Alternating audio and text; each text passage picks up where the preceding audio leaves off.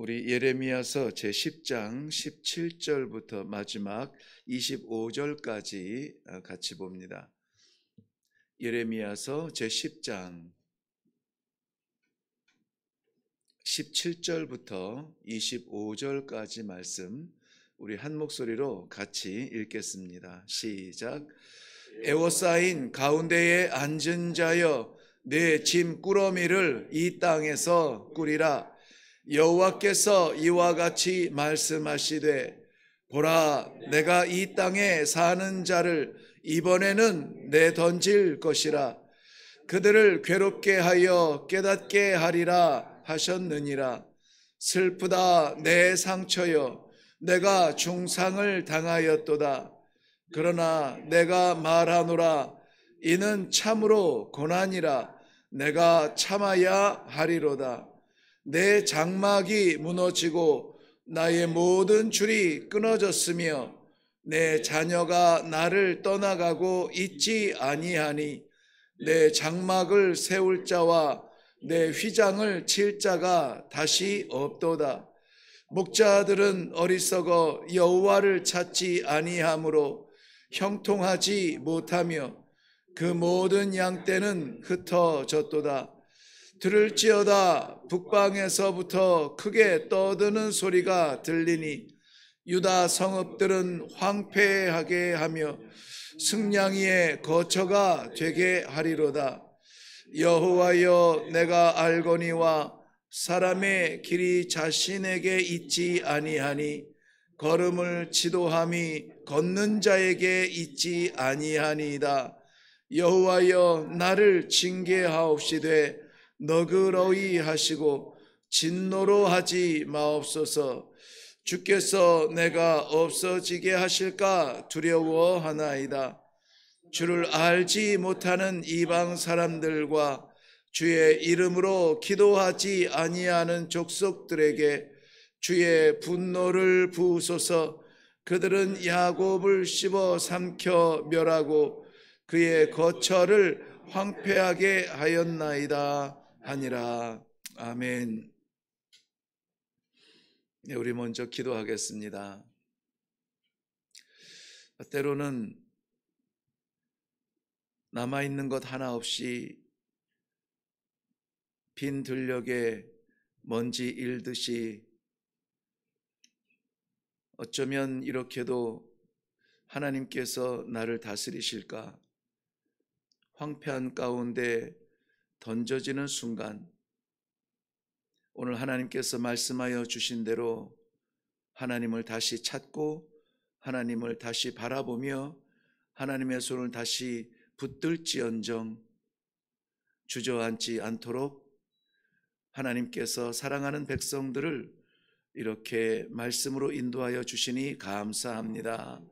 오늘도 어떤 환경, 어떤 어려움이 있든지 문제를 바라보지 아니하고 이것을 다스리시는 아버지를 바라볼 수 있는 영안을 열어 주시옵소서.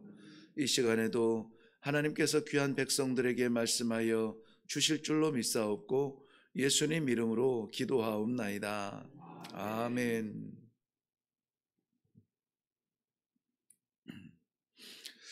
이스라엘 백성들은 좀 독특한 그런 민족성이 있다고 하죠. 어떻게 보면은 굉장히 교만인데 기분 나쁠 만큼 자기 민족에 대한 그 자부심이 있어요. 어떤 자부심이냐면 우리는 하나님께서 우리를 택하셨다, 그런 자부심이에요. 정말 그도 그럴 것이 이스라엘 백성들은 세상의 모든 민족 가운데 택하셔서 하나님께서 기대하시는 바, 사람이 어떻게 사는 것이 제대로 사는 것인가 하는 그 모델로 세우신 것처럼 하나님께서 독특하게 이스라엘 백성들에게 율법을 주시고 또 그 율법을 지킬 수 있도록 종들을 세우셔서 그 끊임없이 인도하여 주시고, 이스라엘 백성들의 역사를 보면은 정말 괘씸하기 그지 없을 만큼 배신하고 떠나고 감히 하나님을 향하여 손가락을 들고 머리를 들고 막 이런 적이 너무나 많지 않아요? 그럼에도 불구하고 하나님께서는 다른 민족을 위해서 또 마음을 돌이키지 아니하시고 끝까지 사랑하시는 그 모습을 보게 됩니다. 결국은 약속대로 이스라엘 민족을 통하여서 예수 그리스도 구세주를 보내어 주시고, 그리고 그 예수 그리스도를 통하여서 이 세상 모든 민족이 살 길이 열리는 놀라운 축복의 통로가 되는 민족입니다. 이스라엘 민족들 12지파 가운데에서 이 제사장을 택하여 세워주시어서 정말 이스라엘 백성들, 하나님의 백성들이라면, 그 이스라엘 백성들은 온 세계 민족들이죠. 사람이라면 이렇게 되는데, 이스라엘 백성들, 하나님께서 택하신 백성들이라면 하나님 앞에서 어떻게 살아야 되는가? 그래서 구별하여서 여호와께 성결하도록 그렇게 모델로 세운 대표가 누구냐? 바로 제사장들이었습니다. 그런데 이 시대에 왕 같은 제사장으로 세움받은 이 성도들은 그러면은 어떻게 살아야 되겠느냐? 이 성도들은 국경과 민족을 불문하고 세계 곳곳에서 하나님께서 세우셔서 이 시대의 모델로 이렇게 택하셔서 쓰시고 계시는데 어떻게 살아야 되겠느냐? 마치 이스라엘 백성들이 이 세상의 모든 민족들 앞에서 하나님 앞에 거룩을 회복해야만 하는 그러한 백성으로 살아야 했듯이, 그리고 제사장이 오직 여호와 앞에 성결하여 그 앞에 설 수 있음 같이 우리에게 휘장 찢어 그 앞에 담대하게 설 수 있게 하셨으니, 우리는 씨름해야 될 것이 무엇이냐? 성도라면 인생의 성공이나 평안이나 안정, 축복을 위해서 씨름할 것이 아니라 하나님 앞에 거룩하게 사는 백성, 하나님 앞에 가장 성결한 모습으로 살아야 되는데 하는 그러한 갈증을 가지고 씨름하며 살아야 되는 사람들이 누구냐? 이 시대에 제사장으로 세움된 이스라엘 백성, 즉 믿음의 이스라엘 우리 성도들이 그렇다는 것이에요. 그래서 성도들은 오늘 하루의 기도의 제목을 먼저 정할 때에 나에게 어떤 인생의 숙제의 해결을 위하여서 기도하는 것도 귀하지만, 그러나 우리 성도의 본질은 무엇이냐? 어떻게 살아야 되겠는가? 이것을 좀 하나님 앞에, 말씀 앞에 우리가 마음문을 열고 그대로 받으심으로 오늘 한번 말씀 그대로 살아볼 수 있는, 기도할 수 있는 귀한 아침이 되기를 바랍니다. 때로는 우리들에게도 거친 비바람 같은 인생의 황폐함을 맛볼 수 있어요. 제가 기도 가운데서도 언급했고 오늘 말씀 가운데에서도 동일한 말씀이 나오는데요. 25절 제일 끝에 보시면은, 제일 끝에 그의 거처를 황폐하게 하였나이다. 그의 거처, 즉 예루살렘 하나님의 도성을 말하는데요. 그곳이 어떻게 되냐면은 황폐하게 된다는 거죠. 하나님이 택하신 그곳인데, 다윗성인데 그곳이 황폐하게 된대요. 하나님께서 택하시고 이 시대에 부르신 성도들의 삶인데, 그 성도들의 삶의 가장 이 중심에 거부할 수 없는 이 비바람이 몰아치고 황폐하게 느껴질 만큼 아무것도 남지 않은 것 같은 고난에 던져질 때가 있고, 열리지 않아서 가슴치며 답답할 때가 있고, 도저히 길이 보이지 않아서 어떻게 하면 좋을지 그야말로 눈 꽉 감고 주저앉아 있는 그러한 삶의 자리에 던져질 때가 있다는 것입니다. 그럴 때 우리는 어떻게 해야 되겠는가? 왜 그런가? 도대체 왜 그런가? 오늘 말씀 가운데 저는 많은 부분들을 굳이 해석할 필요 없이 오늘 이미 우리가 함께 읽은 말씀만으로 하나님께서 그 길을 보여주시는 듯 합니다. 이스라엘 백성들이 이렇게 귀한 성 예루살렘도 황폐케 된 것은 단적으로 말씀을 드리면은 우상 앞에 무너진 이스라엘의 장막이라고 볼 수가 있겠습니다. 하나님께 오늘 전체 말씀이 그래요. 택하셨어도 세우셨어도 하나님께서 붙드시는 민족이어도 우상 앞에 무너진 그 민족을 그냥 둘 수 없어 하나님께서는 때리시고 치시고 징계하시는 그 징계의 현장을 우리가 오늘 보게 되는 것입니다. 17절 말씀 보면 애워싸인 가운데 앉은 자여 내 짐꾸러미를 이 땅에서 꾸리라. 애워싸인 가운데 앉은 자여, 애워싸여 있다는 거죠. 둘러싸고 있다는 겁니다. 그리고 이 애워싼 것은 나중에 나오겠습니다마는 북방에서부터 큰 소리로 몰려오는 그러한 바벨론의 군사들에 의하여서, 원수들에 의하여서 애워싸여져 있는데요. 그런데 그 가운데에 성 안에, 예루살렘 성이죠, 그 가운데에 앉은 자여 그랬어요. 앉은 자. 이곳에서 이곳이 영원한 줄 알고 이곳이 내 자리인 줄 알고 여기서 우리는 또다시 이길 줄 알고 거기에 있다는 거예요. 그 앉아있는 자여, 그들에게 뭐라고 말하냐면은 내 짐꾸러미를 이 땅에서 꾸려라. 내 짐꾸러미를 네가 앉아있는 그 성에서 꾸려라. 다 끝났다.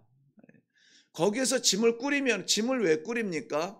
보통 이주를 하기 위해서, 뭐 여행을 간다든지 이사를 하게 되든지 그 땅을 떠나기 위해서, 그 짐을 떠나기 위해서 우리가 짐을 꾸리잖아요. 그러니 둘러싸여 있음에도 불구하고 거기에 앉아 있는 너희는 빨리 짐을 꾸려라. 끝났다. 더 이상 너네가 앉아 있을 자리가 아니다. 이제는 거기에서 누릴 수 있는 것이 없다. 끝났다는 거죠. 이렇게 이스라엘 향하여서 너희는 일어나라, 너희는 짐을 꾸려라, 이렇게 이야기하던 그 예레미야도 그야말로 나팔수로서 저들에게 말씀만 전달하는 것이 아니라 이 이스라엘 백성들이 다 만나야만 하는 이 고난의 길, 이해할 수 없는 말도 안 되는 이방인들에 대하여서 짓밟히고 황폐하게 되는 이것을 그저 구경꾼의 눈으로 바라볼 수만은 없었다는 것입니다. 그래서 이렇게 경고하던 예레미야는 19절부터는 이 예루살렘 하나님의 도성 다윗성의 고난을 자신과 하나로 만드는 것을 볼 수가 있어요. 슬프다, 내 상처요. 내가 중상을 당하였다. 이 고난을 내가 참아야 된다. 내가 참는 것은 아니거든요. 이스라엘 백성들이 참는다는 말은 뭐가 있다는 말입니까? 고난이 있다는 거예요. 고난이 없으면 참을 일이 없죠. 그런데 참아야 된다는 말은 견뎌야 된다는 말이고, 견뎌야 된다는 말은 반드시 나타난다는 말인데, 그 고난은 견디기가 어렵지만 어떻게 해요? 참아야 되는 거예요.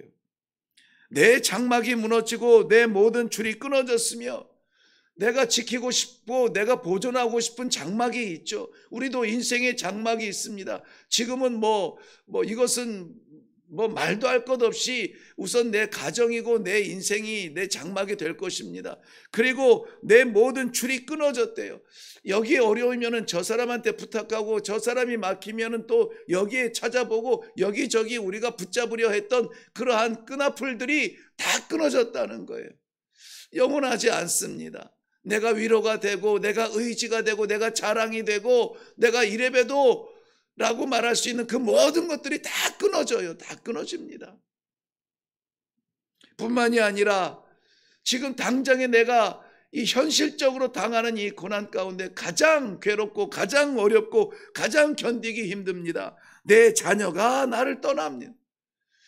왜 떠납니까? 자의로 떠납니까? 어쩔 수 없이 쫓겨나고 어쩔 수 없이 끌려가고 포로로 끌려가는데 여기저기 내가 정할 수 있는 것은 아니에요. 어르신들은 이미 우리나라도 이러한 그 침략과 압박을 당해 보았기 때문에 끌려간다는 의미를 잘 알아요.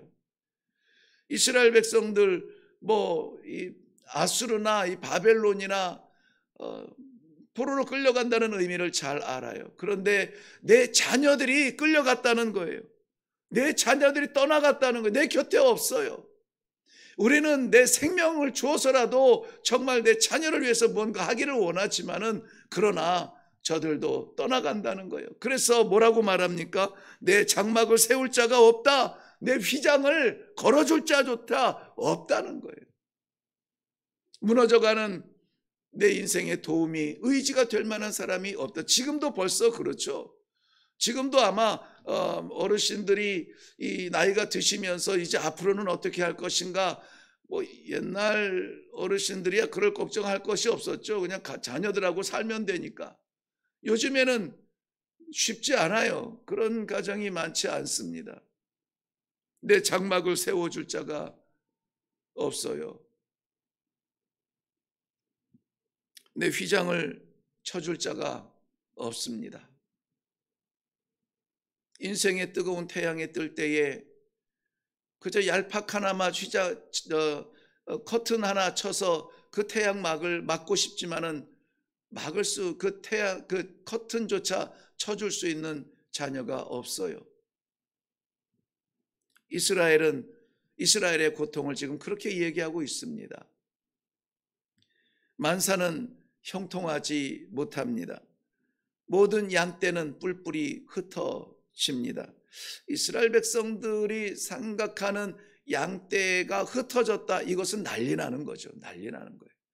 양을 쳐본 적이 없는 우리는 잘 이해하지 못하지만 그저 양떼는 목자 한 명이 혹은 목자 한두 명이 그 수백 양떼를 이끌어 갈 수 있도록 옹기종기 이렇게 있어야 그것이 평안이고 목자에게도 그것이 안전인데, 양떼가 흩어졌다는 것은 목자가 있으면은 목자에게는 큰일이요, 목자가 없는 양떼가 되어서 흩어졌다 하면은 양들은 죽음의 길로 달려가는 것입니다. 그런데 왜 양떼가 흩어질까요? 왜 자녀들이 떠날까요? 왜 이것들을 우리가 평생 누리지 못할까요? 성경은 이렇게 고발하고 있습니다. 목자들이 여호와를 찾지 않았다. 여호와를 찾지 않았다.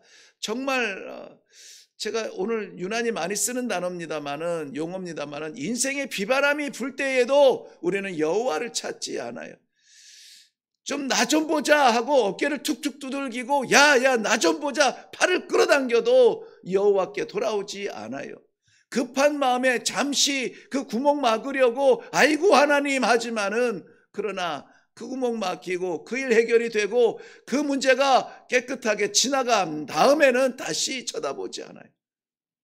이 시대에 제사장으로 부름받은 성도들은 어떻게 살아야 됩니까? 고난이 닥칠 때, 이해할 수 없는 질병 가운데 던져질 때에, 분명히 옛적에는 이것이 일도 아니었는데 지금은 견딜 수 없는 무게로 나를 짓누를 때에 어떻게 해야 됩니까? 떠나간 건강을 그리워하며 아쉬워하며 한숨 쉬며 살아가야 합니까? 사라져간 물질을 다시 회복하겠다고 밤낮 다시 뛰어야 합니까? 하나님 앞에 서세요. 하나님 앞에 물어보세요. 제가 좀 어리고 부족하지만은 때로는 하나님께서 정말 사랑하셔서 막으실 때가 있고, 그냥 두면은 망할 것 같으니까 사랑하셔서 이렇게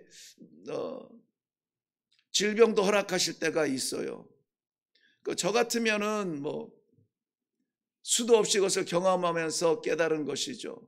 내가 뭔가 좀 해보려고 하면 말라리아로 넘어뜨리시고 잡아뜨리시고, 의지를 가지고 진짜 이제는 선교사로 내가 숨이라도 쉬어야 되겠다, 뭔가 나아가 보려고 하면은 뭐 일주일, 2주일, 뭐 길게는 한 달 반 동안 아무도 없는, 도울 수 없는 그러한 방에 땀을 뻑뻑 흘리면서 머물 수밖에 없는.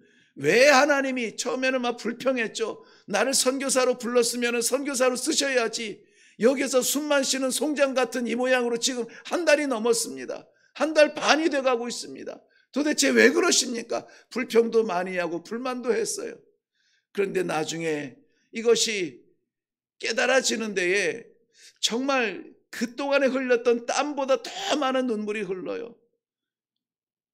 내가 얼마나 교만하고 내가 얼마나 자신에 차 있으면은 이것도 해보고 해봐야 되겠다. 저것도 해봐야 되겠다. 이거 하면 되겠다. 저거 하면 되겠다. 우리가 흔히 이야기할 때는 선교사의 뜨거운 마음이지만 내 과욕이었고 내가 뭐 좀 해보겠다고. 아프리카 사람들 우리보다는 문화 수준도 낮고 삶의 질도 낮으니까 내가 뭔가 개척해 주리라고, 내가 뭔가 해결해 줄 수 있을 거라고 하는 그 마음에 달려나가서 저들을 도와주고 싶은 내가 해보겠다는 것이 있었거든요. 그 교만을 하나님께서 최소한 하나님 앞에서 아무것도 아니고 애들 말대로 깨갱하면서 꼬랑지 내리고 나는 아무것도 아닙니다, 주님이십니다라는 고백을 하게 하기까지 수년 동안 우리 하나님은 기다리시고 또 기다리시고, 쓰겠다고 부른 사람 쓰지도 않으시면서 말라리아로 눕히실 때에 오랜 시간이 지난 다음에 깨달았습니다. 내 교만을 하나님께서 치유하여 주셨구나 하는 거예요. 이스라엘 백성들은 마지막 순간까지 돌아오지 않아 하나님께서는 들짐승 같은, 성경에서는 승냥이라는 표현을 씁니다마는 들짐승 같은 북방의 군대를 일으켜서 하나님의 도성 예루살렘을 짓밟아 황폐하게 만들 것이라. 황폐하게 만든다는 말을 18절에서는 내가 18절 말씀, 여호와께서 이같이 말씀하시되 보라 내가 이 땅에 사는 자를, 이스라엘 백성들, 그것도 특별히 예루살렘에 사는 백성들이죠, 이번에는 내 던질 것이라. 이 던진다는 말이 우리가 이렇게 물건을 이렇게 던지는 정도가 아니라, 여러분 그 다윗과 골리앗의 전쟁에서 다윗이 썼던 이 물맷돌 있잖아요. 물맷돌에 돌을 넣고 돌리다가 그것을 딱 놓으면은 돌이 화살처럼 날아가서 그 위험한 무기가 될 만큼 멀리 날아가죠. 그때에 사용했던 말을 동일하게 쓰고 있습니다. 하나님께서 그의 백성들을 물맷돌 던지듯이 던져버리겠다라고 말씀하고 있습니다. 왜요? 도대체 사랑의 하나님이 왜요? 끊임없이 우리의 행복과 우리의 만족을 위해서 우리를 위해 사랑을 한없이 베풀어 주셔야 되는 하나님이 도대체 왜 성도의 가정에 어려움을 주시고 애쓰고 수고하는 성도의 몸에 질병을 주시고 정말 하나님의 일 마음껏 한번 해드리겠다고 작정한 하나님의 기업에 왜 어려움을, 곤란함을 주십니까? 오늘 본문 말씀의 제목이 이거예요. 깨닫게 하시려는 징계라. 깨닫게 하시려는 징계라. 이 말씀을 18절 하반절에서 가지고 왔는데요, 그들을 괴롭게 하여 깨닫게 하리라. 우리 아이들 말대로 말로 해서 안 되는 거예요. 그러면 어떻게 합니까? 회초리를 때려서라도 깨달아야 되는 것이죠. 그러므로 인생의 어려운 고난과 이 황폐함 앞에서 입이 쩍쩍 마르는 그러한 고통 속에 있다면은 이거 해결해 달라고 기도할 것이 아니라, 아버지 뜻이 무엇입니까? 내가 이것을 너무 의존했습니까? 내가 이것 때문에 살았습니까? 그래서 내게서 뺏어가십니까? 이것이 내 전부였습니까? 내 생명 같은 거였습니까? 내가 하나님을 향하여 충성하겠다고 그토록 공수표 날렸던 것에 하나님께서 주시는 채찍입니까? 하나님을 상대하세요. 문제를 상대하지 말고 하나님을 상대하시고 그것을 통하여서 깨닫게 하시는 것이 있다면 은혜요, 감사요, 찬송이요, 그것 놓아도 영원한 하나님 나라에서 비교할 수 없는 영광을 가질 것입니다. 우리는 그렇게 살 거예요. 그렇게 누릴 것입니다. 사랑하는 성도 여러분을 사랑하시기에 오늘도 가차없이 말씀하시는 하나님의 마음을 받으시고 하나님을 상대하는 이 하루가 될 수 있기를 주님의 이름으로 축원합니다. 기도하겠습니다. 살아계신 아버지, 은혜를 감사합니다. 오늘도 허락하신 귀한 하루를 말씀 따라 살아갈 수 있도록 인도해 주시니 감사합니다. 진정으로 마음 다하여서 그 은혜 살아 감사하여서 올려드리는 귀한 예물과 마음을 받으시며, 사랑하는 성도들, 정말 우리 하나님 아버지 눈물로 기도해야 될 것들이 많이 있지만은, 그러나 그렇게 해서라도 깨닫게 하기 위하여서 주시는 징계라면은 깨닫는 지혜가 있게 하여 주시옵소서. 감사드리며 예수님의 이름으로 기도하옵나이다. 아멘. 이해할 수 없는 성도들의 행동 가운데 고난 중 부르는 찬송이라, 이렇게 우리가 흔히 이야기합니다. 우리를 넘어뜨리기 위하여서 주시는 징계가 아니라, 허락된 징계가 아니라 깨닫게 하시고,